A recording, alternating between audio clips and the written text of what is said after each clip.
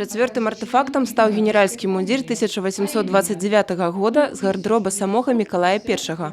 Усё сваё жыццё імператар насіў ваенную форму. Спачатку гэта быў салдацкі мундзір, калі Мікалаю было 5 гадоў, а потым генеральскі ў 16гадовым узросце.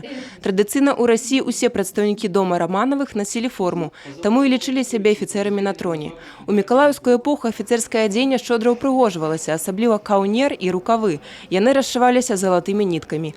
Якасць тканіны вышэйшага класу, таму мундзір як новы захаваўся да нашых дзён.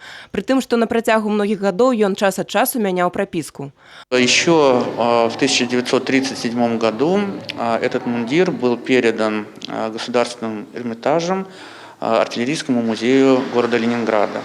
И после окончания Великой Отечественной войны этот мундир был передан Кобринскому военно-историческому музею имени Суворова. А уже после основания Брестского областного краеведческого музея этот мундир был передан Кобринским музеем на постоянное хранение нашему музею. Адбылося гэта ў 1954 годзе, калі дырэктарам Кобрынскага ваенна-гістарычнага музея быў Алексей Михайлович Мартынов, намаганнямі якога ў музей і з'явіўся такі экспанат.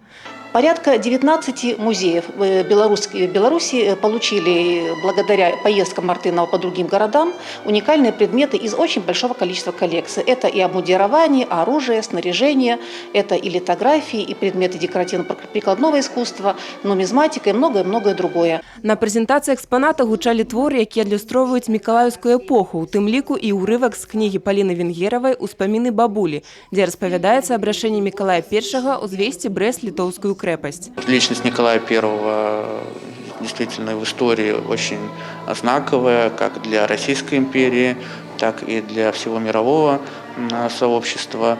И мы гордимся, что такой предмет находится в фондах нашего музея. Усе жадаючыя змогуць убачыць легендарны мундзір на працягу тыдня. Алена Пашкевіч, Роман Філюціч, тэлерадыёкампанія «Брэст».